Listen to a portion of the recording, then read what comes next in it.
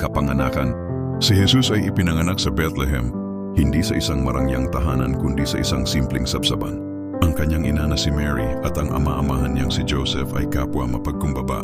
Ayon sa kwento, isang maliwanag na bituin ang gumabay sa mga pantas mula sa malalayong lugar upang matagpuan ang sanggol na kanilang kinilalang hari.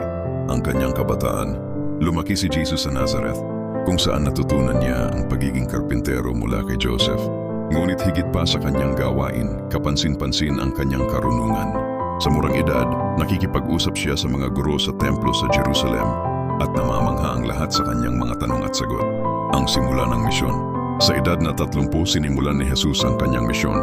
Siya ay binautismuhan ni John the Baptist sa Ilog Jordan. Mula noon, naglakbay siya sa iba't ibang lugar upang ipangaral ang pag-ibig, kapatawaran at kaharian ng Diyos. Mga himala at aral. Maraming himala ang iniugnay kay Jesus, pinagaling niya ang mga may sakit. Pinakain ng libu-libong tao gamit ang kakaunting tinapay at isda at maging ang pagbuhay sa patay. Ngunit higit pa sa mga himala, ang kanyang mga parabola, mga kwentong may malalim na kahulugan ang tumatak sa puso ng mga tao. Isa sa pinakatanyag ay ang kwento ng mabuting Samaritano na nagtuturo ng tunay na malasakit sa kapwa. Ang huling hapunan, bago ang kanyang paghihirap. Nagkaroon si Jesus ng huling hapunan kasama ang kanyang mga alagad. Sa gabing iyon, itinuro niya ang kahalagahan ng sakripisyo at pagmamahal.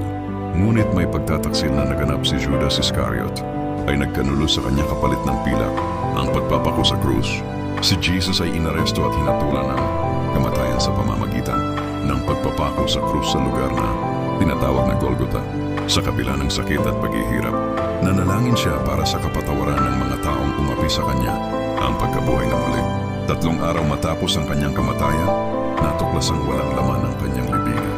Ayon sa mga kwento, muling nabuhay si Jesus at nagpakita sa kanyang mga tagasunod.